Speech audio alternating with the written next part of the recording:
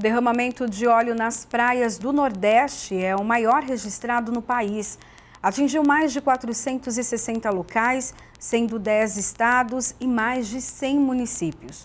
Com impacto direto no meio ambiente, economia local e também na saúde dos moradores da região. Olha, para falar sobre o assunto eu recebo Francisco Oliveira, que é engenheiro civil e mestre em mecânica dos solos, fundações e geotecnia, e também Jackson Krauspen, que é oceanógrafo. Ele está aqui com a gente, né, pelo Skype, vai participar conosco via internet. Bom, sejam então bem-vindos aqui à Rede Alesp. Bom, para começar, vamos falar um pouquinho desse impacto, né? O estrago é muito grande e eu queria que o senhor falasse um pouquinho disso, desse impacto todo, seu Francisco. Em termos de extensão, ele é muito grande, né? Em termos quantitativos, por aquilo que a gente já tem dos estoques e de referências em termos de tonelagem daquilo que foi recolhido nas areias, está girando em torno entre 150 a 200 toneladas de material. Isso é relativamente pequeno, né? O maior problema é como as coisas se deram, tanto do ponto de vista dos atrasos em determinadas ações e, efetivamente, o desconhecimento e um pouco da falta de esclarecimento, né, para o público e o público, de certa forma, que acessou esse material nas praias, até por uma ação voluntariosa. Sim. E que para o qual não se deu o devido esclarecimento em relação a esse voluntariado. Isso, com certeza, né, trouxe perigos em relação ao contato desse material sem o devido EPI, quer dizer, os equipamentos de proteção individual, e as medidas que deveriam ter sido alertadas, e se trouxe problemas que não existiriam se você tivesse tido as ações de contingência logo que esse derramamento teria sido detectado. Certo. Então você tornou a coisa, do ponto de vista do acidente, né, ele de proporções maiores, em função exatamente desses percalços que foram surgindo ao longo, né, sobretudo da demora em relação a providências que poderiam, emergenciais, que já deveriam ter sido tomadas, trazendo com isso riscos que necessariamente não precisariam estar acontecendo, né? Principalmente com contato direto. Tá? E a inalação, porque é um produto que ele tem uma parte volátil significativa e que isso, seja pela inalação, pelo contato direto, que trazem danos de curto e de médio e longo prazo para a saúde humana, né? A dimensão em si, quer dizer, quando você agora, por exemplo, você tem na região do Espírito Santo gotas disso atingindo as praias, ou que seja, isso dentro de um espectro, seja por parte dos órgãos ambientais, dos órgãos que já assessoram, existem tecnologias que você pode aplicar para contenção, para evitar. Nada que seja, vamos dizer assim, muito inovador e que tem. Perfeitamente. O único problema é que essa mancha, ou a forma como ela está, ela se dá, ela é transportada não na superfície, né? Um pouco abaixo da superfície e depois mais abaixo. Isso cria o que a gente chama de poluição difusa, em que ela fica com uma certa permanência e aquilo fica como se fosse uma fonte permanente. Isso acontece muito quando a gente tem, por exemplo, fontes de poluição que ficam no fundo dos rios e que ficam permanentemente alimentando isso. Então, a gente tem um problema que não vai se resolver no curto prazo. é um problema que vai ser mantido. E as autoridades que têm que ter consciência para entender que não é uma coisa que se resolve do dia para a noite. Do dia para a noite tem que ver a população atingida, principalmente a gente vai entrar e em as todos questões de natureza cultural e comercial, né? Mas o assunto, ele perdura. Sim. Jackson, fala um pouquinho para a gente do impacto, então, nos oceanos. A gente viu que tem vários animais ali que foram atingidos e fala também da questão já da praia também, essa contaminação a curto e a longo prazo. Ok, oi Priscila, Francisco. Realmente, como o Francisco estava comentando, explicando para todos, nós vivemos uma grande emergência ambiental, um grande vazamento de óleo, o maior em extensão que já ocorreu na costa brasileira. O óleo está, por mais incrível que a gente possa parecer, o óleo está chegando no Espírito Santo. Num certo momento, se pensava nessa hipótese, mas era uma hipótese remota. Quando alguém do Espírito Santo perguntava para a gente, e aí, tem óleo? Não, esquece que o óleo não vai chegar aí nunca, Mas o óleo chegou. Agora eu moro em Santa Catarina, eu estou participando ativamente lá, eu tenho equipes lá no Nordeste, atuando, nós temos grupos de WhatsApp, onde o pessoal do setor de oil spill, enfim, pessoal especializado em vazamento de óleo, que é o meu setor, acaba trocando informações, tem pessoal em campo lá, dia a dia, nas ações.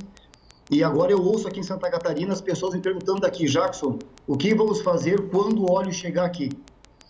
E eu continuo falando, olha, esqueça, o óleo não vai chegar em Santa Catarina. Mas, enfim, chegou, aí o pessoal da Ilhabela também está preocupado, vai chegar em São Paulo. Então a gente tem essa preocupação. O grande motivo dessa preocupação, ou o principal motivo nós não sabemos o volume vazado. Até o momento a gente não sabe o volume vazado. E isso que fique bem claro também, porque para a gente não politizar essa situação, que não é culpa do pessoal que está atuando lá, nem do IBAMA, nem do governo, ninguém tem culpa nisso.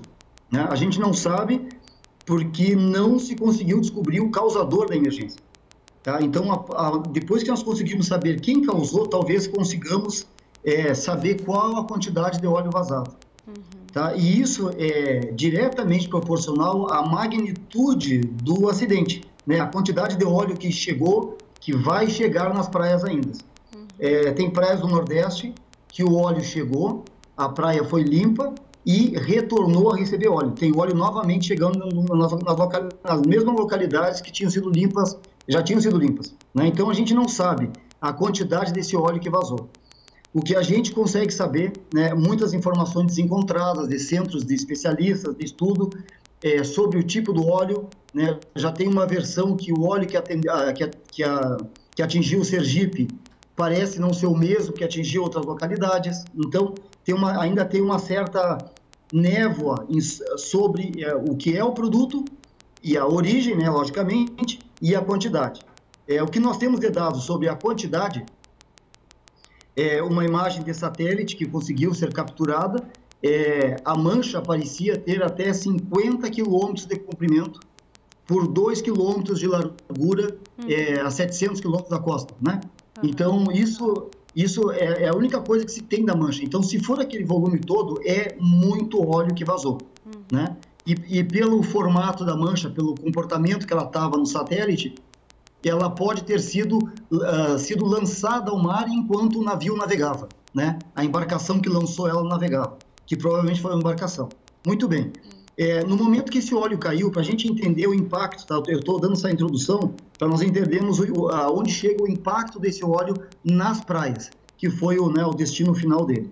Está sendo,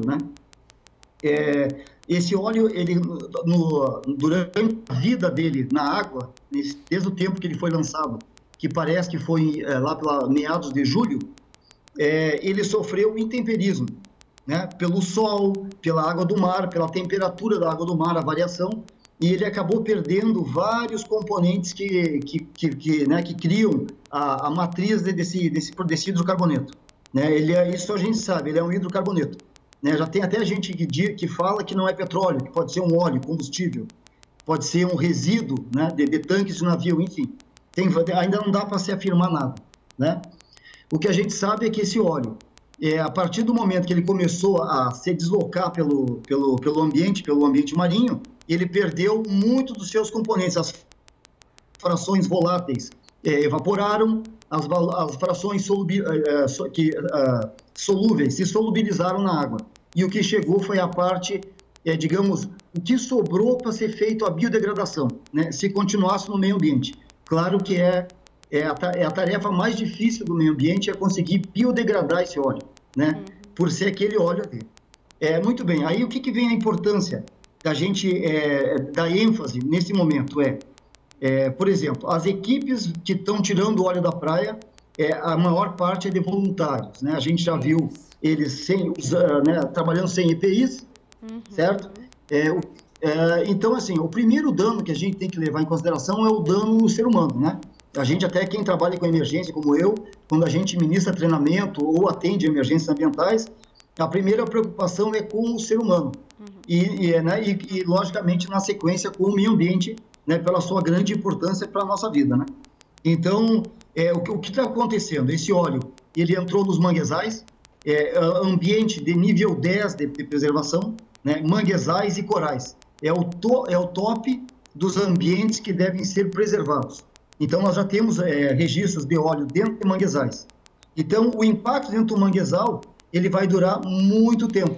A gente não pode dizer, mas pode ser décadas para esse óleo desaparecer do manguezal. Ele pode ficar lá enterrado na lama do manguezal e a qualquer momento ele aflorar por qualquer evento climático, ele voltar a causar danos, mesmo estando lá, digamos, de forma latente. Tá? O segundo dano grande foi na fauna, né? A gente viu a fauna.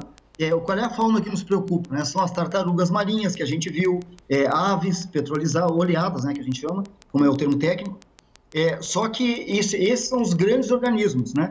Esse óleo, com certeza, ele já entrou na cadeia trófica, né, atingindo micro-organismos, né? E esses micro-organismos são, digamos, a porta de entrada da cadeia alimentar, da cadeia trófica. Isso. Então, a gente...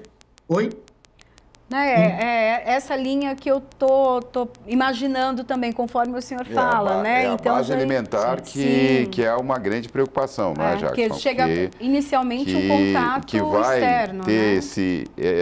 esse desequilíbrio fruto exatamente disso, que é o que a gente chama também de poluição difusa, né? Que é o que fica remanescente, não só preso nos corais, mas preso nos arrecifes, preso em determinadas situações que vão sendo gradativamente soltos de forma difusa. Quer dizer, você não tem um controle absoluto sobre isso. Eu diria que até o seguinte, os mangues e aquilo que você tiver em determinadas, como se fossem ilhas, você poderia confinar ou até fazer alguma coisa isolada. No entanto, aquilo que ainda está por chegar, porque você colocou muito bem, quer dizer, não se tem ainda a exata quantidade e como isso foi despejado e como isso entrou nesse sistema. Então, há várias incertezas que o que se está fazendo efetivamente é atuando sobre os efeitos. A causa ainda é uma grande incerteza que vai permitir de forma mais concreta poder atuar. Agora, que eu não tenho dúvida e concordo plenamente com o que você colocou, é um assunto, infelizmente, de longo prazo. Não é um dano que você vai conseguir sanar a curto prazo. Exatamente. Outro ponto, Francisco, que é importante também, assim, eu tenho as notícias que chegam do Nordeste para a gente, né? Por exemplo, uma é que algumas prefeituras afirmaram que a balneabilidade está ok nas praias. Claro que preocupada com o turismo, né? Que o impacto vai ser... A gente ainda... Oi? Ainda mais nesse período, né? Que a gente vai entrar em férias, há uma preocupação muito grande com o turismo. Exatamente. Então, o que está acontecendo, né? Essa preocupação com o turismo, a gente não sabe até que ponto a preocupação com o turismo está acima da preocupação com a qualidade do ambiente, né? Com a qualidade, com a segurança para a ocupação dessas áreas. Por exemplo, quando uma prefeitura fala que a balneabilidade está ok, o que eles usam como parâmetros para ver balneabilidade? Eles usam os parâmetros que eles usam em tempos normais, né? Que é baseada em esgoto, né? Esgoto doméstico, né? Enfim, em matéria orgânica na água, coliformes fecais. É isso que determina a balneabilidade. Tá? No momento, o que determina a balneabilidade é a quantidade da fração solúvel desse óleo. A gente não conseguiu ainda que alguém que desse uma análise ou que tivesse um equipamento para realmente se ver a balneabilidade baseada nesses valores. Por exemplo, do benzeno, né? O benzeno é um produto, sem querer fazer aqui alarde, a gente não sabe a quantidade e nem a condição. É provável que esteja dentro dos níveis, né, que o CONAMA, enfim, determina, que é no máximo 0,7, 0,8 microgramas por litro de água, né? Isso, 0,7, isso. Isso, dentro disso ela é aceitável, 0,7, exato. Mas eu preciso fazer essa análise antes de saber a balneabilidade, né? E até para nós sabermos qual é o estado real do ambiente. A gente ainda não sabe qual é a condição real do meio ambiente. Do ambiente lá nas praias, a berma, ou seja, a região logo atrás da arrebentação ou na zona de arrebentação, dentro dos manguezais, dos deltas, né? Nos recifes de corais, enfim, a gente não conhece ainda o total impacto disso e qual é a concentração que está. O que a gente vê é o óleo da praia, que pode ser, como a gente fala, né, só a ponta de um iceberg, tá? Por experiência, o que nós comentamos entre o pessoal especialista nessa área de emergência ambiental? Que o que nós estamos vendo é uma pequena fração do que vazou. O que chegou na praia pode estar entre 5%, 10% de todo o óleo vazado, tá? Para ter chego na praia. A gente já viu imagens submarinas com óleo depositado na areia. Ele afundou, e aí quando ele toca no fundo, ele acaba agregando o sedimento, né, que no caso é areia, ele fica mais pesado e aí ele não volta a flutuar, mesmo ocorrendo outros fenômenos físico-químicos dele, né? Então a gente não sabe ainda. Tá? O que a gente sabe é que tem óleo para muitos anos para serem recolhidos nessas regiões. Tá? Então, seria liviano a gente falar em tentar quantificar o impacto, né? Tentar falar números aqui do impacto. A gente não sabe ainda, tá? A gente não sabe. O senhor falou, né, a questão, então, né, Francisco, do óleo que ele fica, então, ele desce, também se mistura ali também com os corais, tem a questão dos peixes. Não, mas ele fica exatamente isso que o Jackson acabou de citar. Quer dizer, ele fica, quando ele desce e ele se agrega à areia, ele fica como se fosse uma massa. E aí, aquilo que eu disse, quer dizer, você passa a ter uma poluição difusa, fruto exatamente do revolvimento que você tem de movimento contínuo. Então, você tem uma fonte que praticamente ela não se esgota em curto prazo. Não tem uma coisa de você dizer que é uma temporada, e isso varia com vários parâmetros, né? As condições climáticas, as condições exatamente de maré, as condições de sistemas de onda. Ninguém melhor do que o Jackson para poder tocar nesse assunto. As correntes que você tem, que não são contínuas ao longo de um determinado período. Isso tudo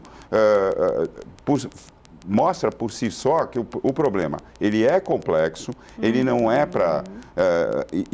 E o que se tem hoje é uma total ausência de dados, né? Para você exatamente tentar formalizar e trabalhar efetivamente. Quer dizer, na realidade, o que está se fazendo hoje é quase que um paliativo, essa limpeza de praias, e se tende a preocupação tanto do ponto de vista turístico para a questão dos municípios e dos municípios que têm ali suas fontes de renda relativas a isso, mas há que se ter também uma ação de saúde pública paralela a isso. Quer dizer, você tem que efetivamente avisar a população sobre os riscos que vai correr e ter monitoramento dessa população, porque os casos vão surgir, lamentavelmente, é inevitável, e não são casos de saúde.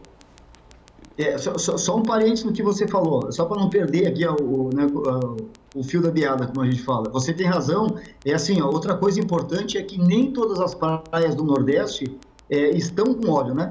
E algumas, a quantidade era muito pequena, pequenas gotículas de óleo, né? Uma fração muito ínfima, como, por exemplo, ali a região de Porto Seguro, né? Se deu a notícia que chegou óleo, mas foi uma quantidade muito pequena. Então, tudo isso tem que ser levado em conta também, né? A gente não pode generalizar todo o Nordeste e condenar todo o turismo da região, né? Dando notícias que a gente ainda, como você falou, a gente ainda não sabe a magnitude, né?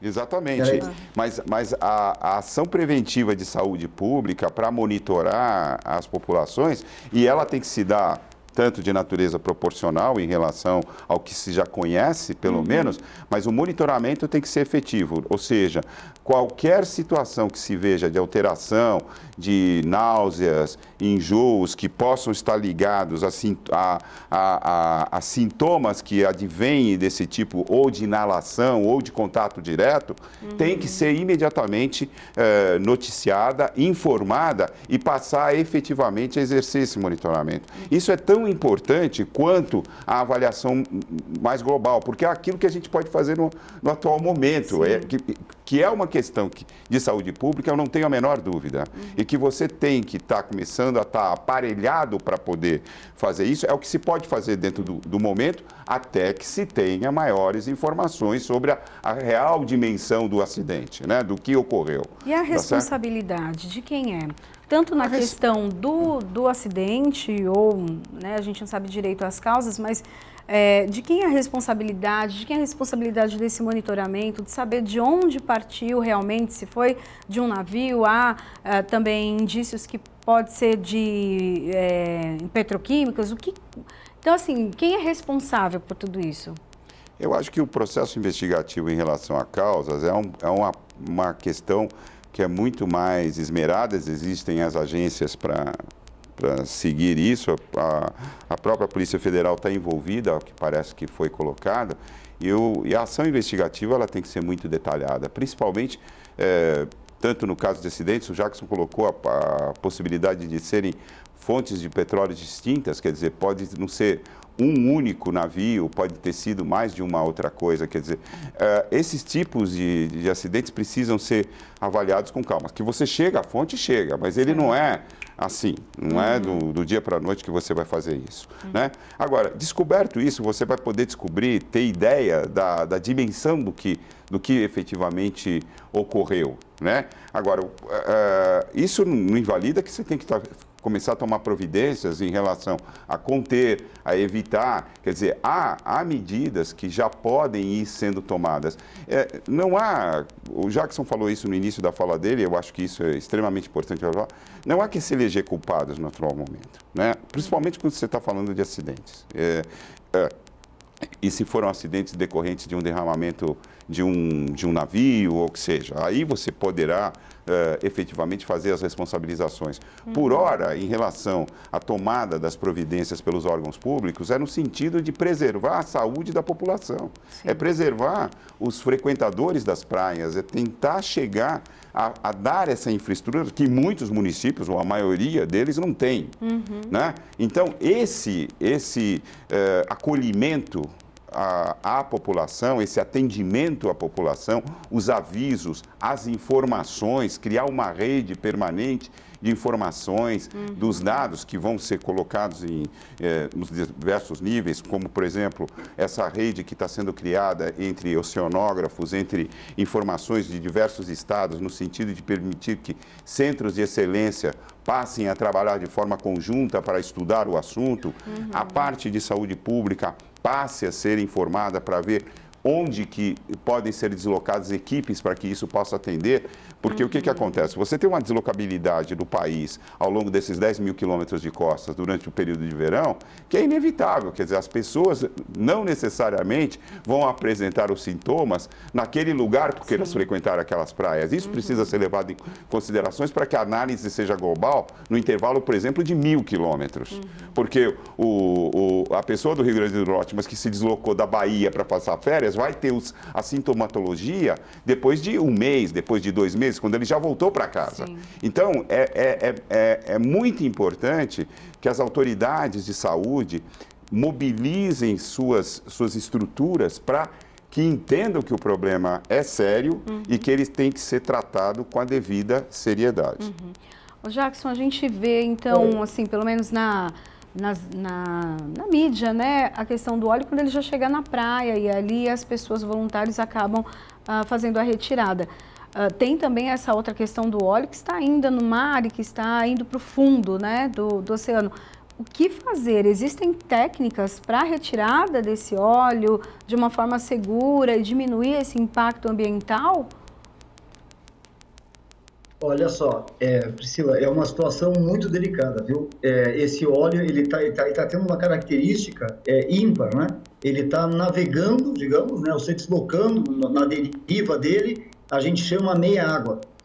Provavelmente nem no fundo e nem na superfície, né? Então, é muito difícil conseguir localizar as manchas para se fazer um trabalho de contenção, né, no sentido de evitar que o óleo chegue nos ambientes sensíveis, né, nas praias, nos manguezais. Né? Enfim, o nosso Ministério do Meio Ambiente, os órgãos ambientais, possuem as carta-sal, que são os mapas de sensibilidade ambiental para toque de óleo, específico para isso, certo? E elas já existem. Então, elas determinam todo o nosso litoral quais são os ambientes mais sensíveis. Então, baseado nela, nós temos, né, a capacidade de prever quais locais devem ser primeiramente protegidos, atacados. Tá? Porque o que nós estamos vendo, o que está sendo feito pelas equipes, principalmente o pessoal da Petrobras, do CDAs, o Centro de Defesa Ambiental da Petrobras, que nós ajudamos a implementar lá na década passada, né, nos anos 2000 a 2010, estão lá atuando, são equipes altamente especializadas, com equipamentos, muitos equipamentos, né, para atender isso, e o que está sendo usado é a enxada e a pá, tá? Porque o óleo chega na praia e a gente não consegue fazer a contenção antes de chegar. É claro que existem maneiras de se melhorar essa ação. Por exemplo, um exemplo assim, que eu cito foi o caso de Abrolhos, tá? O óleo não foi assim um impacto como ocorreu em algumas praias do Nordeste, mais acima, lá, Rio Grande do Norte, Sergipe, enfim, até na Bahia, no norte da Bahia, Praia do Forte, foi um grande nível de óleo, mas o que aconteceu? Há mais de 30 dias que se fala, um dos ambientes mais sensíveis da região Nordeste do Brasil é o arquipélago de Abrolhos, né, pela característica ambiental daquele arquipélago. Então, com a hipótese, né, com a suposição que esse óleo potencialmente poderia chegar a Abrolhos, talvez ali sim nós teríamos um momento de se fazer medidas preventivas. Né? Há 30 dias atrás, antes do óleo chegar, poderíamos ter começado algumas medidas preventivas para proteger Abrolhos. Tá? E, assim nós mostraríamos um plano de contingência, né? Ou seja, efetivava as ações dentro de um plano, dentro de um modelo, algo orquestrado. Né? E, na verdade, o que a gente está conseguindo fazer agora, até pelas características do óleo, fique bem claro isso, não é uma questão só de que não soubemos fazer. Não, o IBAMA é altamente capacitado, a Marinha é altamente capacitada para resolver essa situação. Tá? O que falta, o problema maior é a característica do óleo. Tá? O óleo que está no fundo do mar, a gente não vai conseguir recolher ele, a não ser que se encontre um grande depósito que se consiga, através de mergulhadores, né, fazer um recolhimento da massa que está lá embaixo. Mas isso aí seria achar uma agulha no palheiro, nós vamos saber onde é que está todo esse óleo. Eu volto sempre naquilo, vai ajudar muito a gente saber o volume vazado. Né? Enquanto a gente não tiver o volume vazado total, qualquer ação pode ser perda de tempo, né?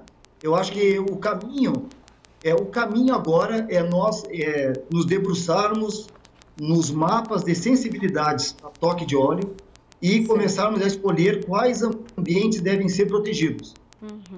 E utilizar o que nós temos disponível de tecnologia, de equipamentos, para tentar proteger essas áreas. Né? Manguezais, deltas, estuários de rios, né? Porque o óleo ele entra com a maré e depois ele retorna, ou seja, a maré leva ele rio acima, até onde a força da maré consegue ir, e depois ele acaba voltando. Então, uma parte sobe o rio e se gruda no que encontra pelo caminho, o que ficou ainda sobrenadante acabou voltando para o mar. Então, essa retroalimentação da poluição é um grande problema. Então, nós temos que tentar sempre evitar que isso ocorra. Então, as metodologias agora são essas. O que nós temos agora é se prevenir para o óleo que está chegando. O Espírito Santo já teve as primeiras praias com toque, apesar de pequenas quantidades, a gente não sabe o que pode vir amanhã, tá? Então, lá se tem a experiência, né, dos acidentes lá no Rio Doce, depois de Brumadinho, então, né, os ambientes já estão, digamos, né, sensíveis ao impacto. Certo. Bom, nosso tempo chegou ao fim, eu quero agradecer, então, essa participação de vocês. Vamos continuar, né, essa discussão um pouco mais para frente, vamos acompanhar tudo o que está acontecendo, porque é um assunto muito importante para, como vocês mesmos disseram, a longo prazo. Muito obrigada pela participação. O programa em discussão fica por aqui, a gente se encontra na programação da Rede Alesp e no canal da Rede Alesp no YouTube. Tchau, tchau.